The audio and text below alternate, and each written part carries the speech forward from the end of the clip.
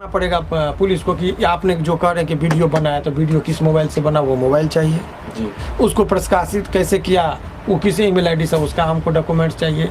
कौन आदमी शूटिंग कर रहा था उससे बात करना चाहिए। तो अधिकतम का यदि बात कीजिएगा, मैं ये नहीं करोगे उतना लगेगा ही, लेकिन अधिकतम 5-6 महीना में इनको बेल मिलने की संभावना है। मनीष कश्यप के केस में मोबाइल नहीं मिल रहा है जिस मोबाइल से अपलोड किया गया है। अच्छा। तो ऐसे परिस्थिति में पुलिस कह सकती है कि हमको मोबाइल ढूंढ ही रहेंगे तब बताएंगे, तो उस जगह पर लोकेशन पे जाएंगे तो मिलेगा। जब पुलिस रिमांड पे लेती है तो क्या मारती पीटती है, कुछ किसी टाइप का टॉर्चर? देखिए, इस बात से इनकार नहीं किया जा सकता है कि पुलिस उगलवाने के लिए वो हर हथकंडे को अपनाती है। 2 महीना में यदि पुलिस इस केस में चार्जशीट नहीं होगा तो 1 सेकंड वो व्यक्ति जेल में नहीं रहेगा, तुरंत जज साहब को छोड़ना पड़ेगा। तो सर, जैसे एक रेगुलर और अग्रिम बेल होता है तो ये किस किस कंडीशन में होता है? बहुत अच्छा प्रश्न है आपका ये भी।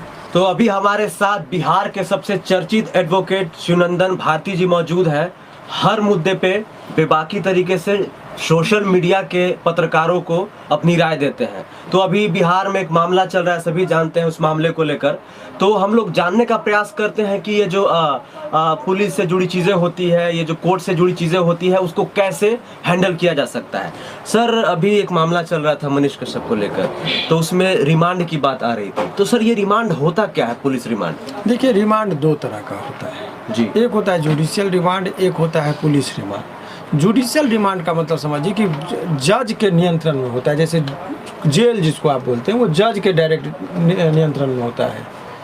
और पुलिस रिमांड का मतलब कि पुलिस के कब्जे में होता है।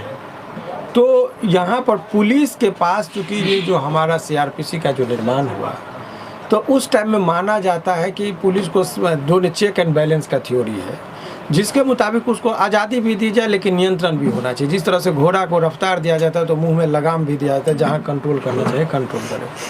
तो चूँकि दोनों की ज़रूरत है, रफ्तार की भी ज़रूरत है और लगाम की भी ज़रूरत है। तो सीआरपीसी में वो जो है पुलिस को है कि बहुत चीज़ में बहुत बड़ा क्रिमिनल है, कुछ बता नहीं रहा है। ऐसे परिस्थिति में यदि 24 घंटा तक पुलिस को रखने का, किसी को भी विदाउट परमिशन वो पुलिस चाहे तो किसी को भी पूछताछ के नाम पर 24 घंटा थाने में रखती है।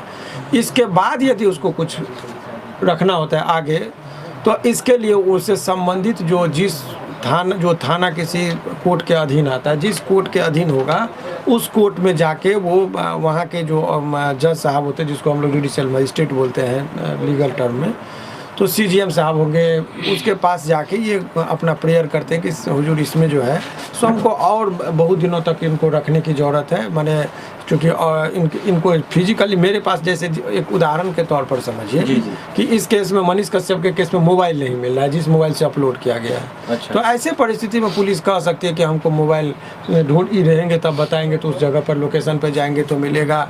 मान लीजिए दूसरे राज्य में जाने की ज़रूरत है तो हमको 24 घंटा नहीं 48 घंटा का वक्त चाहिए, तो इत्यादि। तो वो 24 घंटा तो ऐसे बने जो ओवरऑल जो है कि पुलिस के अधीन यदि वो व्यक्ति रहेगा तो टॉर्चरिंग का संभावना होता है। पुलिस डांटती है, फटकारती है, लोगों को सोने की व्यवस्था नहीं, तो छोटा सा हाजत वाला भी रूम होता है। जेल में बहुत आज़ादी होती है, जेल का मैनुअल अलग होता है, एक फील्ड होता है, घूमिए फिरिए, हर तरह के लोगों से बात कीजिए। लेकिन जब पुलिस कस्टडी में होते तो आप अकेले होते हैं। तो क्या वहाँ पर सर जब पुलिस रिमांड पे लेती है तो क्या मारती पीटती है, कुछ किसी टाइप का टॉर्चर? देखिए, इस बात से इनकार नहीं किया जा सकता है कि पुलिस उगलवाने के लिए वो हर हथकंडे को अपनाती है, लेकिन वो सबूत भी नहीं बनाती है।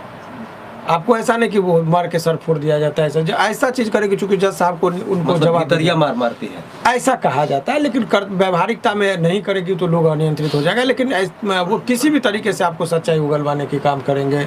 या बहुत लोगों को सादा पेज पर साइन करा लिया, बाद में कहा कि इनका स्वीकृति बयान है। इसीलिए इंडियन एविडेंस एक्ट में कहा गया कि पुलिस के सामने दिया गया बयान का कोई महत्व नहीं होता है। अच्छा सर, जैसे मान लीजिए कि 1 दिन का रिमांड लेती है पुलिस या कोर्ट, तो उसके बाद फिर आप लोग जाते हैं मजिस्ट्रेट के पास लेके अभियुक्त को।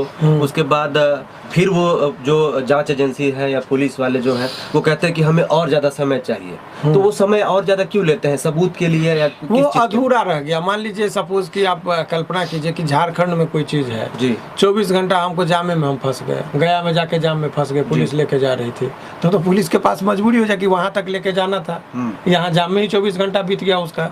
तो ऐसे परिस्थिति में वो फिर से वो जज को जेन्युइन कारण बताते कि देखिए हमको 24 घंटा तो आप दिए थे, 13 घंटा तो हम 14 घंटा हम जामे में फंस गए, तो हम क्या हम कर पाते हैं, सो फर्दर 24 घंटा दिया जाए। तो वो हर केस की अपनी परिस्थिति होती है, उस परिस्थिति का एक्सप्लेनेशन देकर वो वहाँ से रिमांड पर ले सकती है। जी। अच्छा सर, एक चीज़ और पूछना चाहूँगा कि जैसे पुलिस रिमांड पे लेती है, फिर जो भी समय 4 दिन 5 दिन जो भी पुलिस को रिमांड मिलती है मजिस्ट्रेट की तरफ से, तो उसके बाद आगे क्या होता है सर? ये थोड़ा सा लोगों को आसान भाषा में समझाइए। देखिए, बहुत अच्छी बात है। पुलिस को अधिकतम रिमांड पर जो है सो 15 दिन का वक्त है कि वो रख सकता है, 15 डेज 167 में CRPC में वो प्रावधान है। अब सवाल है कि अनुसंधान में का मुख्य कि मनीष पर इल्जाम ये लगा, सपोज एक उदाहरण दें, क्योंकि इस केस के माध्यम से लोगों में जानकारी मिले, ये ज्ञानवर्धक है, इसलिए मैं मनीष का, चूंकि मनीष के केस पर बहुत सारे लोगों का नजर है, तो उस एक आसान भाषा में मनीष पर इल्जाम है कि इसने एक वीडियो बनाया और उस वीडियो को वायरल किया। अब सवाल ये इल्जाम है, तो ये सबूत साबित भी करना पड़ेगा पुलिस को कि आपने जो कह रहे हैं कि वीडियो बनाया, तो वीडियो किस मोबाइल से बना, वो मोबाइल चाहिए जी। उसको प्रकाशित कैसे किया, वो किसी ईमेल आईडी से, उसका हमको डॉक्यूमेंट्स चाहिए। कौन आदमी शूटिंग कर रहा था, उससे बात करना चाहिए। कलाकार कौन था, उससे पूछताछ की जरूरत है। तो ये क्या हो गया, तो उसको हर जगह से साक्ष्यों का संग्रह करता है, तो वो व्यक्ति लीड देता है कि हमें फलना व्यक्ति से मान के चलिए कि वीडियोग्राफी करवाया, एक आदमी लाइट लेके खड़ा था, तो पुलिस कहाँ उसका घर है, तो चलो, तो पुलिस उसको लेके जाएगी। पता चला मुजफ्फरपुर का कोई व्यक्ति है, तो वहाँ जाएगी पुलिस। कोई पता चला कि झारखंड का व्यक्ति था, तो उसका घर कहाँ है, तो वहाँ तक लेके तो वही रास्ता दिखाएगा। तो इसी सब वजह से पुलिस को एक शक्ति दी गई है कि आप जो चाहे तो अभियुक्त को रखिए। और अब लेकिन दोनों बात है, मजिस्ट्रेट साहब इतने जल्दी साहब नियम नहीं है, क्योंकि जानता है लेजिस्लेचर जो कानून बनाया है, तो उनको मालूम था कि पुलिस डायरेक्ट जो है सो इतना ऐसा थोड़ा है कि अपने गेस्ट के तौर पर उसको पेश करेगी। अभियुक्त है तो उसके साथ सोने का अलग व्यवस्था, कंबल दे देगा, और ये मच्छर काट रहा है, अलग मामला है। तो हर जगह मानवाधिकार का कोई पालन उतनी सख्ती से होती नहीं है, तो लोग टॉर्चर फील करते हैं। इसीलिए लेजिस्लेचर ने कहा कि आप अधिकतम 15 दिन, उसमें भी part by part, note continue, 2 दिन का दीजिए, फिर 3 दिन रेस्ट दीजिए, फिर 2 दिन के बाद दीजिए।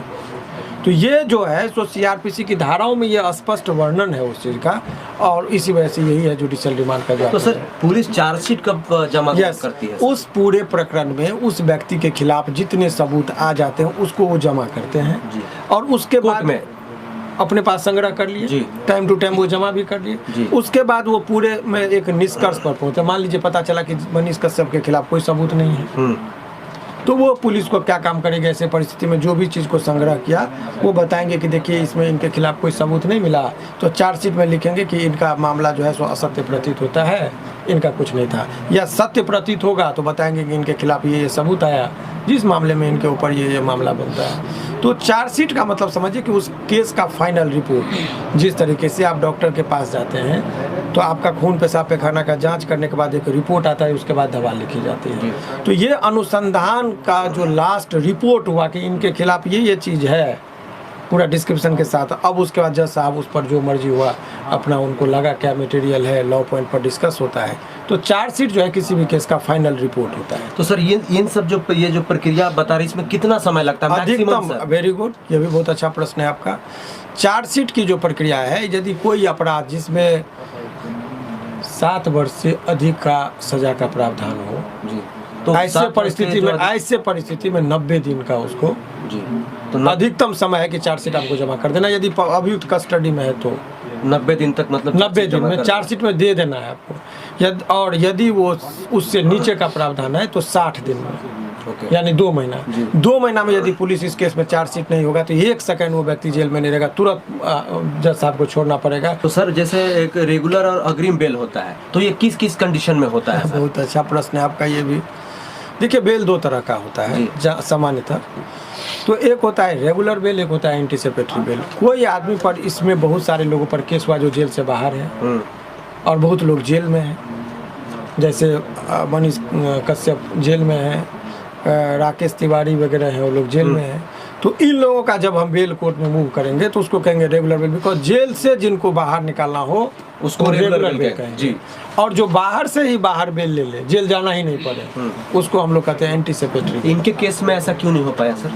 क्योंकि ये एंटीसिपेटरी बेल फाइल ही नहीं किए। अच्छा, फाइल नहीं किए और उससे पहले पकड़ा ही गए, क्योंकि पुराने केस में उनके घर को तोड़ी जा रही थी, तो वहाँ एंटीसिपेटरी में जाते तो घर टूट जाती। घर बचाने के चक्कर में जो है सो जेल चले गए। एक चीज़ पुरानी बात आई तो सर एक चीज़ बोलना चाहूँगा, जैसे कि अभी तमिलनाडु प्रकरण में जैसा जो बातें हो रही है कि वो एक तो वो केस हो गया, लेकिन बताया जा रहा है कि उनके ऊपर बेतिया में पहले से भी 5 या 6 मामले हैं। मैं कंफर्म नहीं हूँ तो मैं इसकी पुष्टि नहीं कर पाता हूँ। मैं आपको मैं जानकारी के जी। लिए बता दूं कि इससे पूर्व में उनके ऊपर जो अनुसंधान के दौरान जो रिकॉर्डेड चीज़ है जी। उसके मुताबिक 9 केसेस था इनके ऊपर। 9 जी 9 समय दिया जाएगा, अधिकतम 14 दिन 15 दिन का दिया जाता है, एक महीना भी, फिर नंबर पे लगता है, फिर आर्गूमेंट होती फिर से, इसीलिए वहाँ 1-2 महीना लोअर कोर्ट की प्रक्रियाओं में लग जाता है। इसीलिए इनके प्रकरण में भी आप मान के चलिए, मेरा अपना हो जी, सकता है जी, यदि निचले स्तर पर मिल गया तो 10 दिन में मिल जाएगी। जी।